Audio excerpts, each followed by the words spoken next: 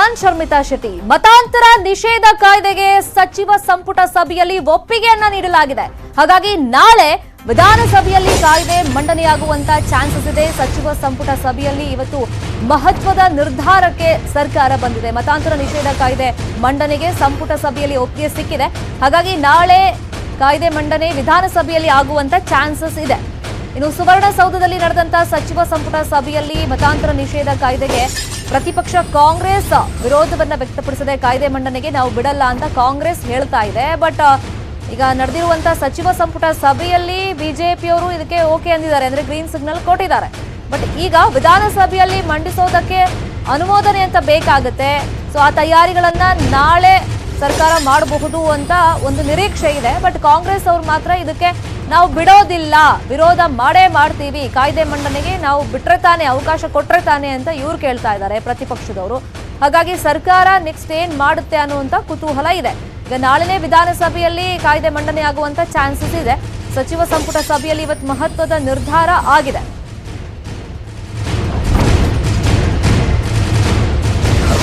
ಒಂದ್ ಕಡೆ ನಾವು ಕಾಯ್ದೆ ಮಂಡನೆ ಮಾಡ್ತೀವಿ ವಿಧಾನಸಭೆಯಲ್ಲಿ ಅಂತ ಸರ್ಕಾರ ಅದಕ್ಕೆ ಬೇಕಾದಂತ ತಯಾರಿಗಳನ್ನ ಮಾಡ್ಕೊಂಡಿದೆ. ಅದಕ್ಕೆ ಪೂರಕ ಮತ್ತೆ ಪ್ರಿಪರೇಷನ್ ಅನ್ನೋ ರೀತಿಯಲ್ಲಿ ಇವತ್ತು ಸಚಿವ ಸಂಪುಟ ಸಭೆ ಮುಕ್ತಾಯ ಆಗಿದೆ.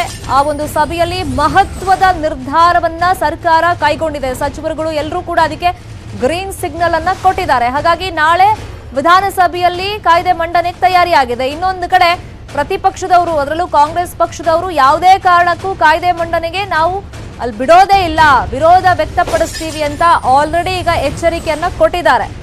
ಹಾಗಾಗಿ ನಾಳೆ ಇದೇ ವಿಚಾರವಾಗಿ ದೊಡ್ಡ ಮಟ್ಟದಲ್ಲಿ ಅಲ್ಲಿ ಪರ ವಿರೋಧ ಚರ್ಚೆಗಳು ಸದನದ ಒಳಗೆ ಆಗೋದು ನಿಶ್ಚಿತ. ಒಂದ್ ವೇಳೆ ವಿಧಾನಸಭೆಯಲ್ಲಿ ನಾಳೆ ಸರ್ಕಾರದ ಕಡೆಯಿಂದ ಈ ಕಾಯ್ದೆ ಮಂಡನೆ ಆದ್ರೆ ಅದಕ್ಕೆ ಅನುಮೋದನೆ ಸಿಗ್ಬೇಕಾಗತ್ತೆ. ಈಗ ಸಚಿವ ಸಂಪುಟ ಸಭೆಯಲ್ಲಿ ಅದಕ್ಕೆ ಒಪ್ಪಿಗೆ ಸಿಕ್ಕಿದೆ. ಸರಿ, ನಾಳೆ ಕಾಯ್ದೆ ಮಂಡನೆ ಮಾಡೇ ಬಿಡೋಣ ಅಂತ ಈಗ ಎಲ್ಲರೂ ಕೂಡ ಒಪ್ಕೊಂಡಿದ್ದಾರೆ. ಅನುಮೋದನೆ ಸಿಗುತ್ತಾ ಇಲ್ವಾ ಅನ್ನೋದು ನೋಡ್ಬೇಕಾಗತ್ತ. ಹಾಗಾದ್ರೆ ಈ ಕಾಯ್ದೆಯಲ್ಲಿ ಏನಿದೆ? ಮತಾಂತರವಾದ್ರೆ 10 ವರ್ಷದವರೆಗೆ ಜೈಲು ಶಿಕ್ಷೆಯನ್ನ ಅನುಭವಿಸಬೇಕಾಗಬಹುದು. ಇನ್ನು ಒತ್ತಾಯ, ಆಮಿಷವೊಡ್ಡಿ ಮತಾಂತರ ಮಾಡುವಂತಿಲ್ಲ. ಈಗ ತುಂಬಾ ಜನರಿಗೆ ಬಲವಂತದಿಂದ ಮತಾಂತರ ಮಾಡಿದ್ದಾರೆ, ಕೆಲವೊಂದು ಆಮಿಷಗಳನ್ನ ಒಡ್ಡಿದ್ದಾರೆ. ಈ ಹಣಕಾಸು ಕೊಡ್ತೀವಿ ಅಥವಾ ಇನ್ನೊಂದೇನೋ ವ್ಯವಸ್ಥೆಗಳನ್ನ ಮಾಡ್ಕೊಡ್ತೀವಿ, ನೀವು ಕನ್ವರ್ಟ್ ಆಗಿ ಅಂತ ಆಮಿಷಗಳನ್ನ ಒಡ್ಡಿ ಕನ್ವರ್ಟ್ ಮಾಡಿಸಿದ್ದಾರೆ ಅನ್ನೋ ಆರೋಪ ಕೂಡ ನಮ್ಮ ರಾಜ್ಯದಲ್ಲಿ ಇದೆ. ಈಗ ಮತಾಂತರ ಮಾಡಿದವರಿಗೆ ಕನಿಷ್ಠ 3 ವರ್ಷದಿಂದ 10 ವರ್ಷ ಜೈಲು ಶಿಕ್ಷೆ ಆಗಬಹುದು. ಈ ಕಾಯ್ದೆಯಲ್ಲಿ ಇದೆಲ್ಲವೂ ಕೂಡ ಇದೆ ಅಂತ ಹೇಳಲಾಗ್ತಾ ಇದೆ. ಇನ್ನು ಮತಾಂತರ ಮಾಡಿದವರಿಗೆ 50,000 ರೂಪಾಯಿ ಫೈನ್ ಕೂಡ ಹಾಕೋದಕ್ಕೆ ಅವಕಾಶ ಇರುತ್ತೆ ಈ ಕಾಯ್ದೆ ಪ್ರಕಾರ. ಈಗ ಸಾಮೂಹಿಕ ಮತಾಂತರ ಮಾಡಿದವರಿಗೆ 3 ರಿಂದ 10 ವರ್ಷ ಜೈಲು ಶಿಕ್ಷೆ ಅನುಭವಿಸಬೇಕಾಗಬಹುದು. ಈ ಕಾಯ್ದೆಯಲ್ಲಿ ಅದು ಕೂಡ ಇದೆ. ಸಾಮೂಹಿಕ ಮತಾಂತರ ಮಾಡಿದವರಿಗೆ ಸುಮಾರು 1 ಲಕ್ಷ ಫೈನ್ ಅನ್ನ ಹಾಕಬಹುದು. ಈ ಕಾಯ್ದೆಯಲ್ಲಿ ಇವೆಲ್ಲವೂ ಕೂಡ ಇದೆ.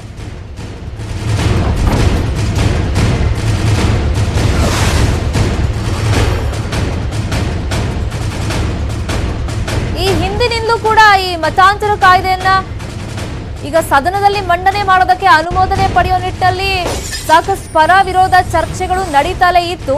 ಬಟ್ ಈಗ ನೋಡಿದ್ರೆ ಈಗಿನ ಸರ್ಕಾರ ಒಂದು ಹೆಜ್ಜೆ ಮುಂದೆ ಇಟ್ಟಿದೆ. ಈಗ ನಾಳೆ ಸದನದಲ್ಲಿ ವಿಧಾನಸಭೆಯಲ್ಲಿ ಕಾಯ್ದೆಯನ್ನ ಮಂಡನೆ ಮಾಡುವಂತ ನಿರೀಕ್ಷೆಗಳಿದೆ. ಇವತ್ತು ನಾವು ನೋಡ್ದಂಗೆ ಸಚಿವ ಸಂಪುಟ ಸಭೆಯಲ್ಲಿ ಅದಕ್ಕೆ ಒಂದು ಓಕೆ ನಾವು ಮಂಡನೆ ಮಾಡಬಹುದು ಅಂತ ಹೇಳ್ಬಿಟ್ಟು ಒಂದು ಮಹತ್ವದ ತೀರ್ಮಾನವನ್ನ ಕೈಗೊಂಡಿದ್ದಾರೆ. ಗ್ರೀನ್ ಸಿಗ್ನಲ್ ಅನ್ನ ಎಲ್ಲರೂ ಕೂಡ ಕೊಟ್ಟಿದ್ದಾರೆ. ಇಲ್ಲಿ ಯಾರು ಅಪೋಸ್ ಮಾಡಿಲ್ಲ. ಬಟ್ ಕಾಂಗ್ರೆಸ್ ಅವ್ರು ನಾವು ಬಿಡಲ್ಲ, ನಾವು ಅಪೋಸ್ ಮಾಡ್ತೀವಿ, ನಮ್ದು ವಿರೋಧ ಇದೆ ಅಂತ ಈಗಲೇ ಹೇಳಿಬಿಟ್ಟಿದ್ದಾರೆ. ಈಗ ಮತಾಂತರ ಕಾಯ್ದೆ ಯಾಕೆ? ಶಿಕ್ಷಣ ನೆರವು ಹೆಸರಲ್ಲಿ ಕ್ರೈಸ್ತ ಧರ್ಮಕ್ಕೆ ಸಾಕಷ್ಟು ಜನರನ್ನ ಕನ್ವರ್ಟ್ ಮಾಡ್ತಾ ಇದ್ದಾರೆ. ಭವಿಷ್ಯದಲ್ಲಿ ಹಿಂದೂ ಧರ್ಮಕ್ಕೆ ಆಘಾತ ಅನ್ನೋ ಲೆಕ್ಕಾಚಾರ, ಆ ಚರ್ಚೆಗಳು ಕೂಡ ಇದೆ. ಇದನ್ನೆಲ್ಲ ತಡೆಗಟ್ಟಬೇಕು ಅಂತಂದ್ರೆ ಕಾಯ್ದೆಗೆ ಈಗ ಅನುಮೋದನೆ ಸಿಗಲೇಬೇಕು ಅಂತ ಸರ್ಕಾರ ಈಗ ತಯಾರಿಯನ್ನ ಮಾಡಿಕೊಂಡಿದೆ. ಇದೇ ವಿಚಾರವಾಗಿ ಮತ್ತಷ್ಟು ಮಾಹಿತಿಯನ್ನ ಕೊಡೋದಕ್ಕೆ ನೇರ ಸಂಪರ್ಕದಲ್ಲಿ ಜಾಯಿನ್ ಆಗಿದ್ದಾರೆ ನಮ್ಮ political bureau head Chidanand Patel. Chidanand Patel, ಸರ್ಕಾರ ಒಂದ್ ಹೆಜ್ಜೆ ಮುಂದೆ ಇಟ್ಟಿದೆ. ಈ ಮತಾಂತರವನ್ನ ತಡಿಬೇಕು ಅಂತ, ಕಾಯ್ದೆ ಸ್ವರೂಪದಲ್ಲಿ ಅದನ್ನು ತರಬೇಕು ಅಂತ ಹೇಳ್ಬಿಟ್ಟು ಇವತ್ತು ನಡೆದಂತ ಸಚಿವ ಸಂಪುಟ ಸಭೆಯಲ್ಲಿ ಈ ವಿಚಾರವಾಗಿ ಏನೆಲ್ಲ ಚರ್ಚೆ ಆಯ್ತು? ಹಂಗಾದ್ರೆ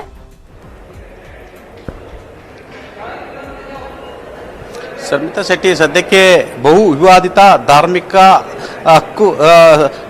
ಹಕ್ಕು ಸಂರಕ್ಷಣಾ ಕಾಯ್ದೆ 2021ಕ್ಕೆ ಇವತ್ತು ರಾಜ್ಯ ಸಚಿವ ಸಂಪುಟ ಸಭೆಯಲ್ಲಿ ಒಪ್ಪಿಗೆಯನ್ನು ನೀಡಲಾಯಿತು. ನಾಳೆ ಸದನದಲ್ಲಿ ರಾಜ್ಯ ಧಾರ್ಮಿಕ ಹಕ್ಕು ಸಂರಕ್ಷಣಾ ಮಸೂದೆಯನ್ನು ಮಂಡನೆ ಆಗಲಿದೆ. ಕಾನೂನು ಸಚಿವರಾಗಿರ್ತಕ್ಕಂಥ JC ಮಾಧುಸ್ವಾಮಿ ಅವರು ನಾಳೆ ಸದನದಲ್ಲಿ ಮಂಡನೆ ಮಾಡಲಿದ್ದಾರೆ. ಈ ಒಂದು ಮತಾಂತರ ನಿಷೇಧ ಕಾಯ್ದೆಯನ್ನು ಒಪ್ಪಿಗೆ ತರುವ ಮುಖಾಂತರ ಎಲ್ಲೊಂದು ಕಡೆ ಇದು ವಿಪಕ್ಷ ಮತ್ತು ಆಡಳಿತ ಪಕ್ಷದ ನಡುವಿನ ಜಿದ್ದಾಜಿದ್ದಿಗೆ ಇದು ವೇದಿಕೆ ಆಗಲಿದೆ ಅಂತ ಹೇಳಲಾಗ್ತಿದೆ. ಇವತ್ತಿನ ಸಚಿವ ಸಂಪುಟ ಸಭೆಯಲ್ಲಿ ಒಪ್ಪಿಗೆಯನ್ನು ಕೂಡ ಕೊಡಲಾಗಿದೆ. ಪ್ರಮುಖವಾಗಿ ಮತಾಂತರ ನಿಷೇಧ ಕಾಯ್ದೆಯಲ್ಲಿ ಹಲವು ಅಂಶಗಳನ್ನು ಸೇರಿಸಲಾಗಿದೆ. ಯಾಕಂತ ಹೇಳಿದ್ರೆ ಭಾರತದ ಸಂವಿಧಾನದಲ್ಲಿ ಸ್ವ-ಇಚ್ಛೆಯಿಂದ ಯಾರು ಬೇಕಾದರೂ ಯಾವ ಧರ್ಮಕ್ಕೆ ಮತಾಂತರ ಆಗುವ ಸಾಂವಿಧಾನಿಕ ಹಕ್ಕಿರುವಂಥದ್ದು. ಹಾಗಾಗಿ ಇಲ್ಲಿ ಪ್ರಮುಖವಾಗಿ ರಾಜ್ಯ ಸರ್ಕಾರ ತರಲಿರ್ತಕ್ಕಂಥ ಈ ಒಂದು ಧಾರ್ಮಿಕ ಸಂರಕ್ಷಣಾ ಹಕ್ಕು ಕಾಯ್ದೆಯಲ್ಲಿ ಪ್ರಮುಖವಾಗಿ ಹಲವಾರು ಶಿಕ್ಷೆ ಪ್ರಮಾಣವನ್ನು ಮಾತ್ರ ಇಲ್ಲಿ ಘೋಷಣೆ ಮಾಡಲಾಗಿದೆ. ಯಾಕಂತ ಹೇಳಿದ್ರೆ ಯಾವುದೇ ಸರ್ಕಾರ ಕೂಡ ಸಾಂವಿಧಾನಿಕ ಹಕ್ಕನ್ನು ಪ್ರಶ್ನೆ ಮಾಡುವ ಹಕ್ಕು ಕೂಡ ರೈಟ್ಸ್ ಇಲ್ಲ. ಹಾಗಾಗಿ ಸರ್ಕಾರ ಇದೀಗ ಮತಾಂತರ ನಿಷೇಧ ಕಾಯ್ದೆಯ ಹೆಸರಿನಲ್ಲಿ ಒಂದಷ್ಟು ಶಿಕ್ಷೆ ಪ್ರಮಾಣವನ್ನು ಇಲ್ಲಿ ಡ್ರಾಫ್ಟ್ ಅನ್ನು ಮಾಡಿರುವಂಥದ್ದು. ಅದರಲ್ಲಿ ಪ್ರಮುಖವಾಗಿ ಪರಿಶಿಷ್ಟರು ಇರ್ಬೋದು, ಬುದ್ಧಿಮಾಂದ್ಯರು ಮತ್ತು ಇತರರು, ಸಮಾಜದಲ್ಲಿ ಆಸಕ್ತರನ್ನ ಯಾರಾದರೂ ಮತಾಂತರ ಮಾಡಿದರೆ ಅಂಥವರಿಗೆ ಕಠಿಣವಾದ ಶಿಕ್ಷೆಯನ್ನು ಕೊಡುವ ಸಂಬಂಧಪಟ್ಟಾಗೆ ಮತ್ತು 50,000 ದಂಡ ಮತ್ತು 5 ರಿಂದ 10 ವರ್ಷ ಶಿಕ್ಷೆ ಕೊಡುವ ಸಂಬಂಧಪಟ್ಟಾಗ ಕೂಡ ಈ ಒಂದು ಕಾಯ್ದೆಯಲ್ಲಿ ಇರ್ತಕ್ಕಂಥದ್ದು. ಮತ್ತು ಇತರರು ಕೂಡ ಪರಿಶಿಷ್ಟರು ಹೊರತುಪಡಿಸಿ ಇತರರನ್ನ ಮತಾಂತರವನ್ನು ಮಾಡಿದರೆ ಅವರಿಗೆ 25,000 ರೂಪಾಯಿ ದಂಡ ಮತ್ತು 5 ರಿಂದ 10 ವರ್ಷ ಶಿಕ್ಷೆ ಕೊಡುವ ಸಂಬಂಧಪಟ್ಟ ಕೂಡ ಪ್ರಮುಖವಾಗಿ ಡ್ರಾಫ್ಟ್ ಅಲ್ಲಿ ಇರ್ತಕ್ಕಂಥದ್ದು. ಯಾರಾದರೂ ಸ್ವ-ಇಚ್ಛೆಯಿಂದ ಮತಾಂತರ ಆಗಬೇಕಂದ್ರೆ ಅದು ಹೇಳಿದ್ರೆ ಅವರು ಜಿಲ್ಲಾಧಿಕಾರಿಗಳ ಸಮಕ್ಷಮದಲ್ಲಿ ತಾವು ಅರ್ಜಿಯನ್ನು ಸಲ್ಲಿಸಬೇಕು. ಮತಾಂತರ ಯಾಕೆ ಆಗ್ತಿದ್ವಿ ಮತ್ತು ಕಾರಣವೇನು ಮತ್ತು ಇದರ ಉದ್ದೇಶ ಏನು ಎಂಬುದನ್ನು ಕೂಡ ಸ್ಪಷ್ಟಪಡಿಸಬೇಕು. ಮತ್ತು ಆ ಸಂದರ್ಭದಲ್ಲಿ ಯಾರಾದರೂ ತಕರಾರು ಅರ್ಜಿಯನ್ನು ಅವರ ಕುಟುಂಬದವರು ಸಲ್ಲಿಸಿದರೆ, ಒಂದು ವೇಳೆ ಮತಾಂತರ ಆಗ್ತಿರುವಂಥವರು ಉದ್ದೇಶಪೂರ್ವಕವಾಗಿ ಯಾರಾದರೂ ಇನ್ಫ್ಲೂಯೆನ್ಸ್ ಮುಖಾಂತರ ಒತ್ತಡದಿಂದ ಆಗ್ತಿದ್ರೆ, ಆಮಿಷ ಒಡ್ಡಿ ಇದ್ದಾರೆ ಅನ್ನೋ ಒಂದು ಯಾರಾದ್ರು ದೂರು ಕೊಟ್ಟರೆ ಆ ದೂರಿನ ಪರಿಶೀಲನೆ ಕೂಡ ನಡೆದಿದೆ. ಪ್ರಮುಖವಾಗಿ ಯಾರಾದರೂ ಸಾಮೂಹಿಕವಾಗಿ ಮತಾಂತರ ಮಾಡಿದ್ರು ಕೂಡ ಅಂಥವ್ರಿಗೂ ಕೂಡ ಶಿಕ್ಷೆ ಪ್ರಮಾಣವನ್ನು ನಿಗದಿಪಡಿಸಲಾಗಿರುವಂಥದ್ದು. ಅಲ್ಲದೆ ಮತಾಂತರದ ವಿಚಾರದಲ್ಲಿ ಎಲ್ಲೊಂದು ಕಡೆ ಸಾಮೂಹಿಕವಾಗಿ ಮಾಡೋರ ಜೊತೆಗೆ ಮತಾಂತರದ ವಿಚಾರದಲ್ಲಿ ಆಮಿಷ ಒಡ್ಡಿ ಅಥವಾ ಯಾವುದೇ ಶಿಕ್ಷಣ ಸಂಸ್ಥೆಗಳಲ್ಲಿ ಅವರಿಗೆ ಉದ್ಯೋಗವನ್ನು ನೀಡುವಂಥದ್ದು ಅಥವಾ ಆಯಾ ಶಿಕ್ಷಣ ಸಂಸ್ಥೆಗಳಲ್ಲಿ ಅವರ ಕುಟುಂಬದವರಿಗೆ ಎಲ್ಲೊಂದು ಕಡೆ ಸೀಟ್ಗಳನ್ನು ಕೊಡುವಂಥದ್ದು, ಬೇರೆ ಬೇರೆ ಅವರಿಗೆ. ಈಗ ಸಾಕಷ್ಟು ಕಡೆಗಳಲ್ಲಿ ನಿಮ್ಮ ಮಕ್ಕಳಿಗೆ ನಾವು ಶಿಕ್ಷಣ ಕೊಡ್ತೀವಿ, ಆರ್ಥಿಕ ರೀತಿಯಲ್ಲಿ ನೆರವು ಕೊಡ್ತೀವಿ, ನೀವು ಕ್ರಿಶ್ಚಿಯನ್ ಧರ್ಮಕ್ಕೆ ಕನ್ವರ್ಟ್ ಆಗಿ ಅಂತ ರಾಜ್ಯದ ಸಾಕಷ್ಟು ಕಡೆಗಳಲ್ಲಿ ಇದೆ ಅಂತ ಆರೋಪಗಳು ನಾವು ದಿನನಿತ್ಯ ನೋಡ್ತಾ ಇರ್ತೀವಿ. ಅದನ್ನ ಪ್ರೂವ್ ಮಾಡಬೇಕಾಗತ್ತೆ. ಈಗ ಸ್ವಇಚ್ಛೆಯಿಂದ ಅವ್ರು ಕನ್ವರ್ಟ್ ಆಗಿದಾರಾ ಅಥವಾ ಇಂಥ ಆಮಿಷ ಅಥವಾ ಪ್ರೆಷರ್ ಇಂದಾಗಿ ಕನ್ವರ್ಟ್ ಆಗಿರ್ತಾರ? ಸೊ ಅದನ್ನ ಮಾನಿಟರ್ ಯಾರು ಮಾಡ್ತಾರ? ಹಂಗಾದ್ರೆ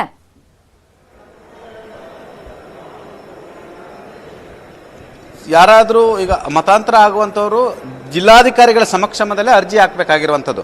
ಹಾಗಾಗಿ ಜಿಲ್ಲಾಧಿಕಾರಿಗಳ ಸಮಕ್ಷಮದಲ್ಲಿ ಅರ್ಜಿ ಹಾಕುವಂಥ ಸಂದರ್ಭದಲ್ಲಿ ಅವರ ಅಷ್ಟೂ ಮಾಹಿತಿಯನ್ನು ಪಡೆಯಲಾಗುವುದು. ಬಲವಂತವಾಗಿ ಆಗ್ತಿದ್ದಾರಾ ಅಥವಾ ಯಾವುದಾದ್ರೂ ಉದ್ಯೋಗದ ಆಮಿಷ ಒಡ್ಡಿದ್ದಾರಾ ಅಥವಾ ಬೇರೆ ಬೇರೆ ರೀತಿಯ ಆಮಿಷವನ್ನು ಒಡ್ಡಿದ್ದಾರಾ ಅನ್ನೋದು ಕೂಡ ಎಲ್ಲವೂ ಕೂಡ ಪರಿಶೀಲನೆ ಆಗ್ತಿದೆ. ಹಾಗಾಗಿ 30 ದಿನಗಳ ಸಮಯ ಇರುವಂಥದ್ದು. 30 ದಿನಗಳ ನಂತರ ಪರಿಶೀಲನೆ ನಡೆದ ನಂತರ ಅವರ ಸ್ವ ಹೇಳಿಕೆಯನ್ನು ಪಡೆದು ಸ್ವ-ಇಚ್ಛೆಯಿಂದಲೇ ಆಗ್ತಿರುವಂಥದ್ದು ಎಂಬ ಕಾರಣ ಕಂಡು ಬಂದರೆ ಮಾತ್ರ ಮತಾಂತರಕ್ಕೆ ಅವಕಾಶ ಮಾಡಿಕೊಡ್ತಿರುವಂಥದ್ದು.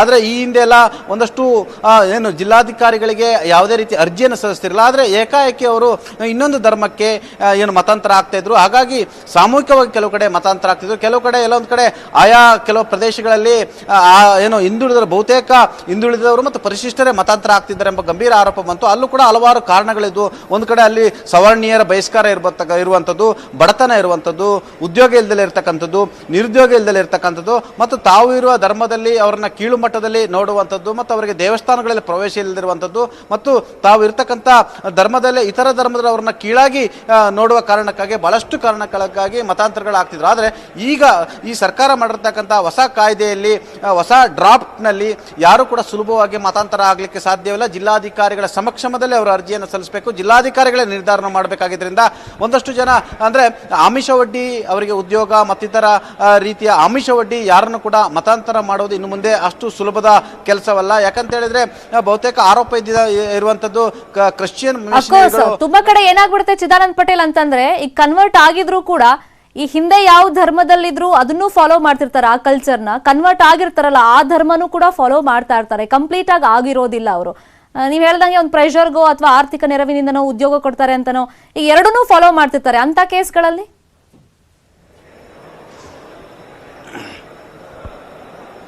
ಪ್ರಮುಖವಾಗಿ ಈಗ ಸದ್ಯಕ್ಕೆ ಹೊಸ ಕಾನೂನು ಅನ್ವಯ ಯಾರೂ ಕೂಡ ಆಗುವುದು ಜಿಲ್ಲಾಧಿಕಾರಿಗಳ ಸಮಕ್ಷಮದಲ್ಲಿ ಆಗೋದ್ರಿಂದ ಸಾಮೂಹಿಕವಾಗಿ ಮಾಡಲಿಕ್ಕೆ ಅವಕಾಶ ಇಲ್ಲೋದ್ರಿಂದ ಇದು ಬಹಳ ಮತಾಂತರ ಮಾಡೋದು ಇನ್ನೂ ಅಷ್ಟು ಸುಲಭದ ಮಾತಲ್ಲ. ಯಾಕಂತ ಹೇಳಿದ್ರೆ ಇಲ್ಲಿ ಪ್ರಮುಖವಾಗಿ ಪರಿಶಿಷ್ಟರನ್ನ ಮಾಡುವಂಗಿಲ್ಲ. ಯಾಕಂತ ಹೇಳಿದ್ರೆ ಬಹುತೇಕರು ಕೆಲವು ಕಡೆ ಪರಿಶಿಷ್ಟರನ್ನೇ ಮತಾಂತರ ಮಾಡಿದ್ದಾರೆ ಎಂಬ ಆರೋಪ ಕೇಳಿ ಬಂತು. ಯಾಕಂತ ಹೇಳಿದ್ರೆ ಅವರಿಗೆ ಒಂದು ಕಡೆ ಸವರ್ಣೀಯರ ಕಿರುಕುಳ ಇರ್ಬೋದು, ಮನೇಲಿರ್ತಕ್ಕಂಥ ಬಡತನ, ಮನೆಗಳ ಮಕ್ಕಳುಗಳಿಗೆ ಉದ್ಯೋಗ ಇಲ್ಲ, ಮತ್ತು ತಾವಿರ್ತಕ್ಕಂಥ ಧರ್ಮದಲ್ಲಿ ಅವರಿಗೆ ಯಾರಿಂದಲೂ ಸಹಾಯ ಇಲ್ಲ.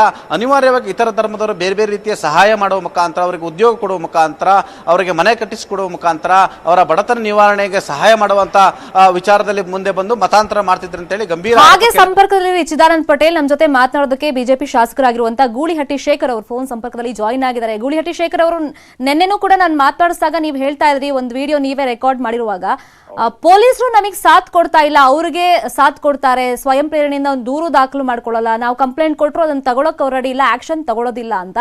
ಈಗ ನಿಮ್ ಸರ್ಕಾರ ಒಂದ್ ಹೆಜ್ಜೆ ಇಟ್ಟಿದೆ ಸರ್. ನಿನ್ನೆ ನೀವು ಆರೋಪ ಮಾಡ್ತಿದ್ರಿ ನಮ್ ಸರ್ಕಾರ ಇದ್ರು ನಮಗ್ ಸಹಕಾರ ಕೊಡ್ತಾ ಇಲ್ಲ ಅಂತ. ಈಗ ಸಚಿವ ಸಂಪುಟ ಸಭೆಯಲ್ಲಿ ಒಪ್ಪಿಗೆ ಆಗಿದೆ, ಮತಾಂತರ ಕಾಯ್ದೆಯನ್ನ ನಾಳೆ ಮಂಡನೆ ಮಾಡ್ತಾರೆ ಅಂತ ಒಂದು ನಿರೀಕ್ಷೆ ಇದೆ. ಏನ್ ಹೇಳ್ತೀರಾ ಮೇಡಮ್? ಇದು ನಮ್ಮ ಸರ್ಕಾರದ ಮುಖ್ಯಮಂತ್ರಿಗಳು, ನಮ್ಮ ಮಂತ್ರಿಗಳು, ಆಮೇಲೆ ನಮ್ಮ ಹೈಕಮಾಂಡ್ ಎಲ್ಲದೂ ಇಡೀ ರಾಜ್ಯದ ಜನ, ಇಡೀ ದೇಶದ ಜನ ಎಲ್ಲರೂ ಕೂಡ ಇದರ ಪರವಾಗಿದ್ದಾರೆ. ಹಾಗಾಗಿ ಇದು ಖಂಡಿತ ಇದು ಮಂಡನೆ ಆಗ್ತಿರೋದು ಜಾರಿ ಆಗ್ಬೇಕು ಅಂತೇಳಿ ಎಲ್ಲರದು ಅಭಿಲಾಷೆ. ಎಲ್ಲಾ ಹಿಂದೂಗಳದು ಇನ್ಕ್ಲೂಡಿಂಗ್ ವಿರೋಧ ಪಕ್ಷದಲ್ಲಿ ಇರ್ತಕ್ಕಂಥ ಎಲ್ಲರದು ಕೂಡ ಇದ್ರದ್ದು ಆತ್ಮಪೂರ್ವಕವಾಗಿ ಇದೆ. ಏನೋ ಒಂದು ಕಾಂಗ್ರೆಸ್ ಅವ್ರು ನಾವು ಬಿಡಲ್ಲ, ಇದಕ್ಕೆ ವಿರೋಧ ಮಾಡ್ತೀವಿ ಅಂತ ಆಲ್ರೆಡಿ ಹೇಳ್ಬಿಟ್ಟಿದ್ದಾರೆ. ಅವ್ರ ರಾಜಕಾರಣ ಕೊಟ್ಟು ಮತ ಬ್ಯಾಂಕ್ಗಳಿಗೆ ಭದ್ರ ಮಾಡ್ಕೊಳಕೋಸ್ಕರ ಅವ್ರ ಹೇಳಲೇಬೇಕಾಗುತ್ತೆ. ಅದನ್ನ ಅವರು ವಿರೋಧ ಪಕ್ಷದವ್ರು ಹೇಳೋದು, ಅವ್ರು ಸಹಜವಾಗಿ ಅವರು ವಿರೋಧ ಮಾಡ್ಲೇಬೇಕು. ಅದಕ್ಕೆ ಅಲ್ವಾ ವಿರೋಧ ಪಕ್ಷ ಇರೋದು. ಹಾಗಾಗಿ ಅವರು ಅಂತರಾತ್ಮದಲ್ಲಿ ಮಾಡ್ಲಿ ಅಂತೇಳಿ ಮತ್ತೆ ಅವ್ರ ಮನೆಗಳಲ್ಲೂ ಕೂಡ ಹೇಳಿ ಕಳಿಸ್ತಾ ಇದಾರೆ, ಮಾಡ್ಲಿ ಒಳ್ಳೇದಾಗುತ್ತೆ ಅಂತೇಳಿ. ಹಾಗಾಗಿ ಇದು ಖಂಡಿತ ಇದು ಆಗ್ಲೇಬೇಕು. ಹೊರಗಿನಿಂದ ನೋಡಿದವರಿಗೆ ಆ ಕಷ್ಟ ಏನು, ಅವ್ರು ಅನುಭವಿಸಿರುವಂತ ಎಕ್ಸ್ಪೀರಿಯನ್ಸ್ ಎಲ್ಲ ಗೊತ್ತಾಗಿರೋದಿಲ್ಲ. ಈಗ ನಿಮ್ ತಾಯಿದೇ ನೀವು ಎಕ್ಸಾಂಪಲ್ ಸದನದಲ್ಲಿ ಓದ್ಕೊಟ್ರಿ, ಕಣ್ಣೀರನ್ನ ಹಾಕಿದ್ರಿ. ಈಗ ನೀವು ಅನುಭವಿಸಿದಿರ ಅದು ಏನ್ ನೋವಿದೆ ಅಂತ, ಅದನ್ನ ನೀವು ಹೇಳ್ಕೊಳ್ಳಿ. ಅದನ್ನೇ ಈಗ ಏನಾಗಿದೆ ಅಂದ್ರೆ ಅದನ್ನ ಅವಾಗ್ಲೇ ಹೇಳ್ದೆ ನಾನು, ಇದು ಯಾರು ಅನುಭವಿಸಿರ್ತಾರ ಆ ನೋವನ್ನ ಅನುಭವಿಸ್ತಾರ ಮಾತ್ರ ಇದು ಗೊತ್ತಿದೆ, ಬೇರೆಯವ್ರಿಗೆ ಗೊತ್ತಾಗೋದಿಲ್ಲ. ಇದು ಗೊತ್ತಿರ್ತದೆ, ದೂರದಿಂದ ನೋಡಿರ್ತಾರೆ ಅಥವಾ ಅಕ್ಕಪಕ್ಕದಲ್ಲಿ ಯಾರೋ ನೋಡಿರ್ತಾರೆ. ಆ ತರ ಕುಟುಂಬಗಳು ಸಾಕಷ್ಟು ಕುಟುಂಬಗಳು ಇದ್ದಾವೆ. ಕುಟುಂಬಗಳ ಕಲಹಗಳು ಹೆಚ್ಚಾಗ್ತದೆ, ಆಮೇಲೆ ಕುಟುಂಬಗಳ ಅಂತರ ಹೆಚ್ಚಾಗ್ತದೆ, ಆ ಮಕ್ಕಳಲ್ಲಿ ಅಂತರ ಹೆಚ್ಚಾಗ್ತದೆ. ಇನ್ನೊಂದು 20-30 ವರ್ಷ ಇದ್ದೆ, 20-30 ವರ್ಷ ಆಯ್ತು ಅಂತ ಹೇಳಿದ್ರೆ ಅವ್ರು ಸಹಜವಾಗಿ ಅವ್ರ ಮಕ್ಳು ಯಾರು ಹುಟ್ಟತಾರೋ, ಹುಟ್ಟೋ ಮಕ್ಕಳು ಅಥವಾ ಬೆಳೆಯೋ ಮಕ್ಕಳು, ಅವ್ರು ಆಟೋಮೆಟಿಕ್ ಆಗಿ ಅವರು ಕ್ರಿಶ್ಚಿಯಾನಿಟಿನೇ ಹೋಗ್ಬಿಡ್ತದೆ, ಕ್ರಿಶ್ಚಿಯನ್ಗೆ ಹೋಗ್ಬಿಡ್ತಾರ ಅವ್ರು. ಆಗ ಈಗೇನೋ ನಮ್ಗೆ ಇದ್ ನೋಡ್ಲಿಕ್ಕೆ ಇದಾಗ್ಬೋದು ಅನ್ಸುತ್ತೆ. ಹಾಗಾಗಿ 25-30 ವರ್ಷ ಆದ್ರೆ ಆಟೋಮೆಟಿಕ್ ಆಗಿ ಅವರು ಒರಿಜಿನಲ್ ಕ್ರಿಶ್ಚಿಯನ್ ಆಗ್ಬಿಡ್ತಾರೆ. ಹಾಗಾಗಿ ಇದನ್ನ ಈ ಹಂತದಲ್ಲೇ ಕಡಿವಾಣ ಹಾಕೋದು ಬಹಳಷ್ಟು ಸೂಕ್ತ. ಆಮೇಲೆ ಆಸೆ ಆಮಿಷಗಳನ್ನ, ಅದೇ ನಮ್ಮ ಹಿಂದೂಗಳೆಲ್ಲ ಏನಾದ್ರು ಹಳ್ಳಿಗಳಲ್ಲಿ ದೇವಸ್ಥಾನಕ್ಕೆ ಹೋದ್ರೆ ಅಥವಾ ಈಗ ಉದಾಹರಣೆಗೆ ಮೆಜೆಸ್ಟಿಕ್ ಅಲ್ಲಿ ಒಂದು ಎಣ್ಣೆ ಅಂಗಡಿ ಇದೆ, ಒಂದು ಸಣ್ಣ ಮಕ್ಕಳಿಗೆ ಹುಷಾರಿಲ್ಲ ಅಂದ್ರೆ ಇಮಿಡಿಯೇಟ್ ತಾಯಿ ಹಾಕ್ಸ್ಕೊಂಡ್ ಬರ್ತಾರೆ. ಸಣ್ಣ ಮಕ್ಕಳಿಗೆ, ಎಳೆ ಮಕ್ಕಳಿಗೆ ಒಂದು 2 ತಿಂಗಳು, 3 ತಿಂಗಳು, 5 ತಿಂಗಳು, 6 ತಿಂಗಳು ಮಕ್ಕಳಿಗೆ ಗಾಳಿ ಸಂಬಂಧ ನಂಬಿಕೆ ಅಂತಾರೆ, ಕೆಲವರು ಅದನ್ನ ನಮ್ಮಲ್ಲಿ ಮೂಢನಂಬಿಕೆ ಅಂತೇಳಿ ನಮಗೆ ಕಡಿವಾಣ ಆಗ್ತಾರೆ. ಮೂಢನಂಬಿಕೆ. ಇನ್ನೊಂದು ಪ್ರಶ್ನೆ ಗೂಳಿಹಟ್ಟಿ ಶೇಖರ್ ಅವರೇ, ಇವಾಗ ನೋಡಿ ಇಲ್ಲಿ ಟಾರ್ಗೆಟ್ ಅಂತ ಆಗೋದು ಈ ಬಡವರಿರ್ಬೋದು ಅಥವಾ ಕೆಳ ಜಾತಿಯವರು, ಅಂದ್ರೆ ಸವರ್ಣೀಯರಿಂದನೂ ಅವ್ರ ಪಾಪ ತುಳಿತಕ್ಕೊಳಗಾಗಿರ್ತಾರೆ. ಈಗ ಉದ್ಯೋಗ ಇರಲ್ಲ, ಮಕ್ಳನ್ನ ಓದ್ಸಕ್ ಆಗ್ತಿರೋದಿಲ್ಲ. ಇಂಥ ಟೈಮ್ ನಲ್ಲಿ ಏನೋ ಒಂದು ಆಮಿಷ ಕೊಟ್ಟು ನೀವು ಕನ್ವರ್ಟ್ ಆಗಿ ಅಂತ ಹೇಳಿದಾಗ ಬಹುಶಃ ಅವ್ರಿಗೆ ಅದೊಂದು ದಾರಿ ಅಂತ ಕಾಣಿಸುತ್ತೆ ಅನ್ಸುತ್ತೆ. ಇದರಲ್ಲಿ 90% ಏನು ಇವರು ಯಾರು ನಮ್ಮ ದಲಿತರು, ಬಡವರು, ಹಿಂದುಳಿದ ವರ್ಗವರು, ದಲಿತರು, ಮೇಲ್ವರ್ಗದವರು ಕೂಡ ಇದಾರೆ. ನಾನು ಮಾತಾಡಿಸ್ದೆ ಬಹಳಷ್ಟು ಕಡೆ. ಕುರುಬ ಸಮಾಜದವರು ಕೂಡ ಇದಾರೆ ಅದರಲ್ಲಿ. ಲಿಂಗಾಯತರ ಸಮಾಜದವರು ಕೂಡ ಮೇಲ್ವರ್ಗದವರು ಇದಾರೆ. ಅದು ಮಧ್ಯಮ ವರ್ಗ ಬಡವ ಜನರು ಜಾಸ್ತಿ ಇದ್ದಾರೆ. ಹಾಗಾಗಿ ಇದನ್ನ ಲಾಸ್ಟ್ ಕ್ವೆಶ್ಚನ್, ಈಗ ನಿನ್ನೆ ನೀವು ಹೇಳಿದ್ರಿ ಸ್ಪೀಕರ್ ಹತ್ರ ನಾನು ಅವಕಾಶ ಕೇಳ್ತೀನಿ ಅಂತ, ಅದನ್ನ ನೀವು ಈಗ ಕೇಳಿದಿರಾ? ಯಾಕಂದ್ರೆ ನಾಳೆ ಬಹುಶಃ ಇದು ಅನುಮೋದನೆ ಆಗ್ಬಹುದು ಅನ್ಸುತ್ತೆ, ಸದನದಲ್ಲಿ ಕಾಯ್ದೆ ಮಂಡನೆ ಆಗ್ಬಹುದು ಅನ್ಸುತ್ತೆ. ನಾಳೆ ಮಾತಾಡ್ತೀನಿ ಅಸೆಂಬ್ಲಿನಲ್ಲಿ. ಮೊನ್ನೆನೂ ಕೇಳಿದೀನಿ, ಕೊಟ್ಟಿದ್ದೀನಿ.